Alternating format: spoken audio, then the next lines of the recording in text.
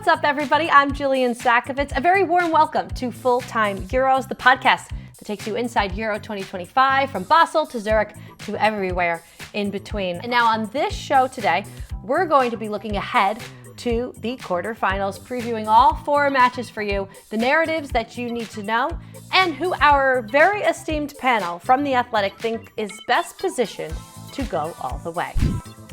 And what the trio we have today joining me on this episode of Full-Time Euros to close out the group stage and look ahead. First up, following England from castles to corner kicks and everything in between, it's Charlotte Harpur. Hello, Charlotte. Hello. And next up, we have The Athletic's very own periodista covering Spain. It's Laia Cervello. Hello, Laia. Hello. And finally, fresh legs off the bench here, keeping an eye on a ton of different angles across the Euros. It's Michael Cox. Welcome, Michael. Thanks, Jillian. Not feeling too fresh a week in, it must be said. But yeah, thank you for that.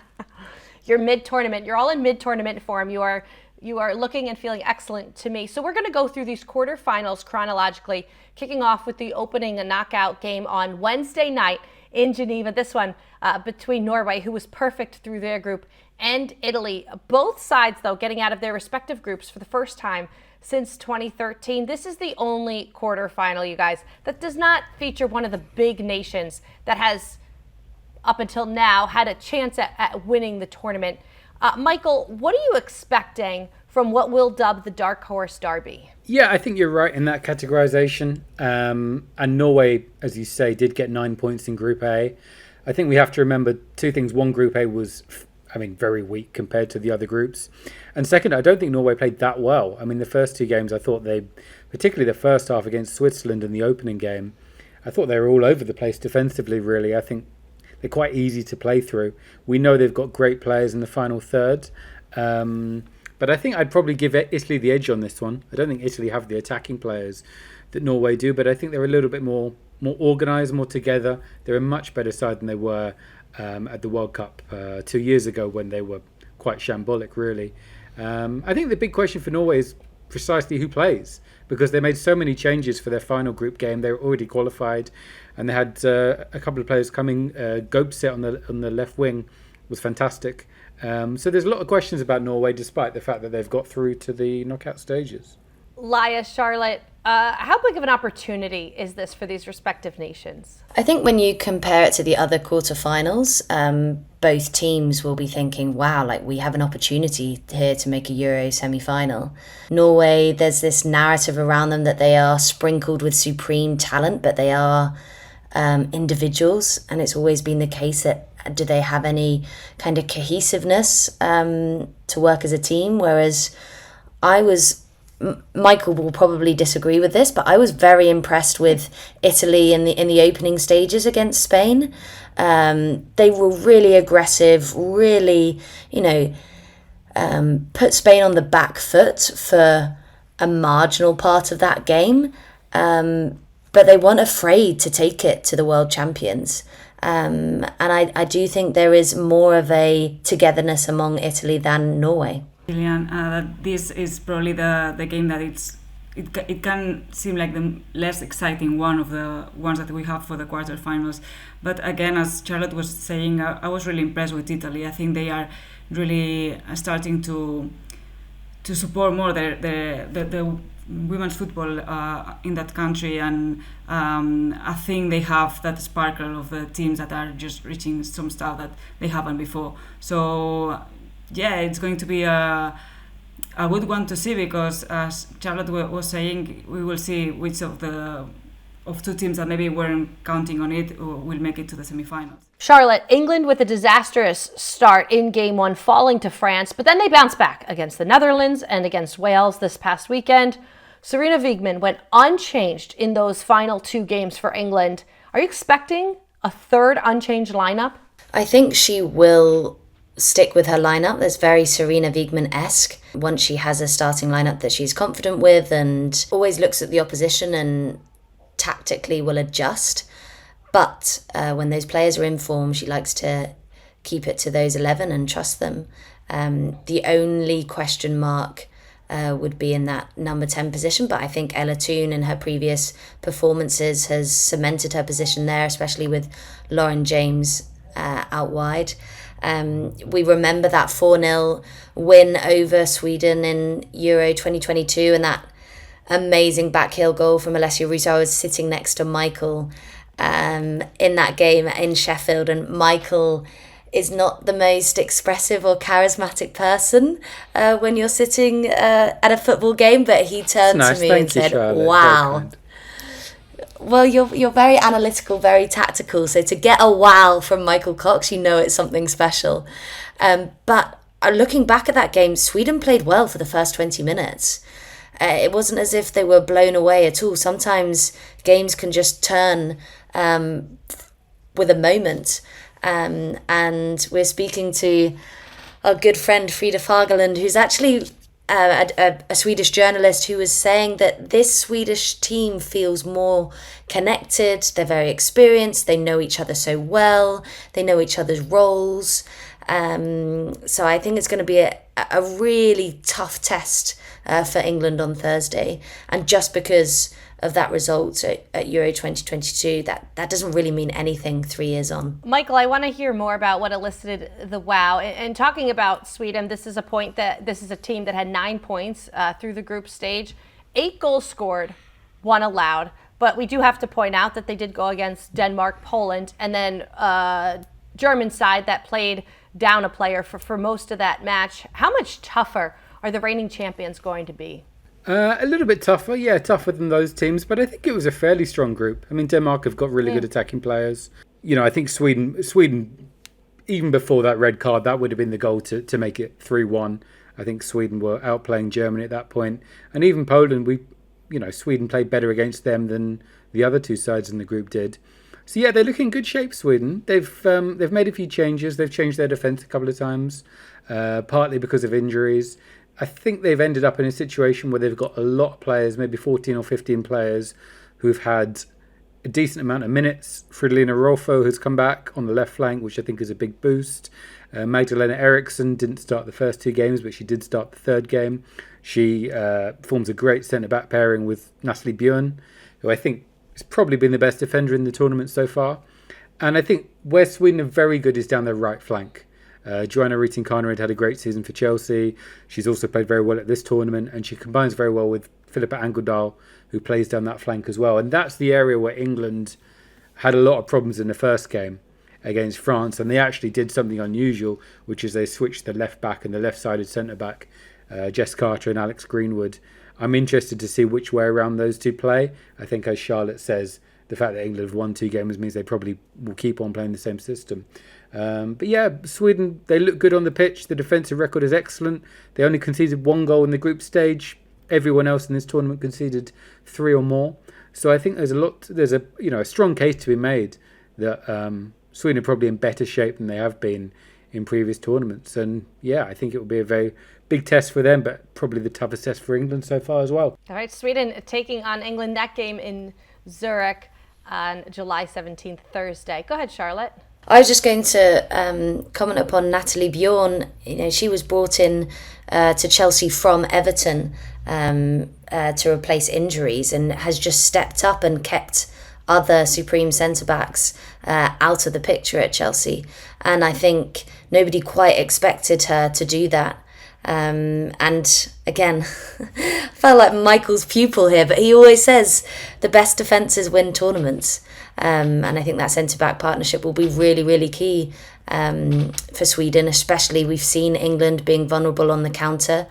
And, you know, Jess Carter and Leah Williamson is a relatively new centre-back partnership for England. So, yeah, it might be the battle of the centre-backs on Thursday. Looking forward to it. Let's move on now to quarterfinal number 3. A mismatch of sorts, Laia, between the host Switzerland and the World Cup champions, Euro favorites, the nation that is Spain. Laia, Spain cruised through their group of Italy, Belgium, Portugal, outscoring those 3 teams 14-3. I'd say things are going to plan so far for Spain. Yeah, I think probably this is being the best tournament for Spain in their history, because their pedigree in the Euros haven't been really good actually since 2022. But I do think that they are doing things like really impressively, even though I think that their group probably was not the most difficult one in the group stage. I think the one with England, France, the Netherlands was really difficult, and I think that's why Spain scored that many goals. But it's going to be an interesting match against a team which should be easy for Spain to beat, but at the same time they are just playing at home, so that makes them even more dangerous. We'll see what happens, but I think Spain is really nailing it and just ratifying why they are considered one of the favorites to win the title. Laia, what has the mood been like around this Spanish national team? I would say for the first time since I'm covering Spain, the atmosphere is really good. The players, they are just, I think they have left behind all the turbulence in the last competitions. We have to think about the World Cup and everything that happened. I think they are really just playing as one, something that we haven't seen a lot recently with Spain, and I think that's one of the keys why they are just translating that into the pitch when they are playing. So the atmosphere is just, they are optimistic about everything. They have in their minds as well what happened in the last Olympic Games 1 year ago, when they were also one of the favorites to win the title, and they went home without any medal. So I think they are really optimistic and positive, but at the same time they have learned from what has happened to them in the past.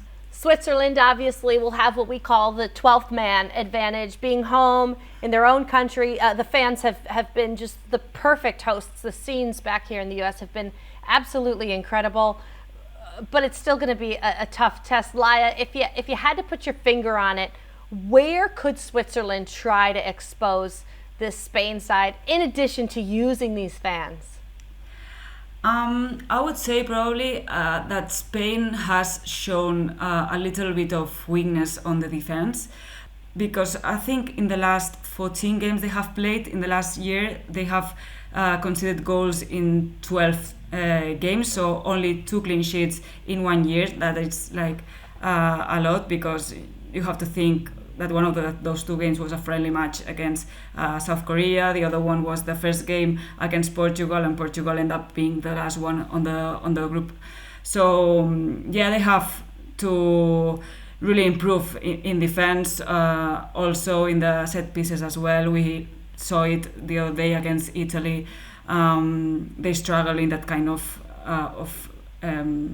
phases of the game. So I think if Switzerland just tries to neutralize the midfield or try to hurt Spain with set pieces, that can be two things that can really hurt Spain. I think the game against Italy is a perfect example of Spain winning but not shining, and how you can try to hurt them. And if you see like the final of the Champions League from Barcelona against Arsenal, you have another example, and you have to think that Spain is basically made from Barcelona players, and they play the same style. So if it's kind of the same in my perspective. Laia, you're in for an absolute good one. The scenes will be incredible in Bern. Let's move on now to the quarterfinal finale on Saturday in Basel. The heavy hitters coming out in this one, France, taking on Germany. So much to break down in this one, Michael. What are the top things that you're keeping your eyes on? I think the key factor is Germany's defence. We saw against Sweden that they were really opened up very easily. I think particularly when the ball is switched to the flanks, Germany pushed their fullbacks really, really high up the pitch. And okay, they were down to 10 players for more than half a game. But even so, Sweden had scored 3 goals in the first 40 minutes without really playing that well, I don't think. Germany have got defensive issues. I think even if they have their first choice back 4 out, but their first choice right back is injured, Julia Gwynn, and is out of the tournament. The backup Wamsa was the one who handballed it on the line against Sweden, so she's suspended. So they're going to have a big issue in a pretty crucial zone against Sandy Baltimore, probably, who's been fantastic for France so far. We know Germany got quality going forward. I think Leah Schuller looks really sharp at this tournament. And I think Clara Bull and Jule Brand have probably been the best two wingers or the best wing pairing. So yeah, I think both these sides probably have more weaknesses than we expected, to be honest. I don't think France are fantastic on the ball. I think they're great when they're breaking. I'm not sure they've got that many ball players in midfield. And France have managed to rotate a good amount throughout these group stage games, so they're coming into this one relatively fresh and focused, it feels. Reminder, that is the final game of this quarterfinal stage. That will be on Saturday, July 19th in Basel. All three of you, thank you so very much. Before we get out of here, I want to give each one of you a chance to make your argument for who you think is best positioned at this point to go on from here and win Euro 2025 and why. Charlotte. I said Spain at the start and I'm sticking with Spain. I just think their attacking prowess is like no other team and they want to be on the ball. And if they have the ball and can dictate play, then I don't see anyone beating them. Yeah, I said Spain at the beginning, and now I have my doubts with France. I really see them. To me, it was really impressive what they did in the group stage because they had a really hard group. So I need to see Spain against a really big opponent to say that Spain is definitely their favorite one. But yeah, watching what we saw, I have to stick with Spain as well. If you allow me to kind of frame things like this, you look at the World Cup 2 years ago. It was Spain 1, England 2, Sweden 3. And it was Australia 4, but Australia only got into the semi-finals by beating France on penalties. So if you imagine that France had won that penalty shootout, put them in the semi-finals, I think that's the order of the best teams here. I think Spain are the best team by a long way. I think Sweden and England, that would be a fairly close one. And I'm not as hot on France as some people. I think they're maybe a bit reliant on speed.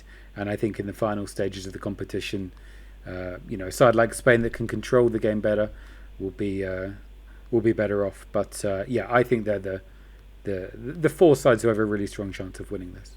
Okay, that does it, all three of you. Thank you so very much for joining us across thousands and thousands of miles. I am still based here in the US for this one, and the three of you coming to us from Switzerland. So thank you so very much, Michael, Laia, and Charlotte. This has been Full-Time Euros. I am Jillian Sakovits, and thanks again to our wonderful, incredible panel of Charlotte Harpur, Laia Cervello, and Michael Cox. Full-Time Euros will be back at the end of the quarterfinals to bring you all the drama, all the analysis from Switzerland. The quarterfinals, they are coming at you soon. Enjoy it, and I'll talk to you after.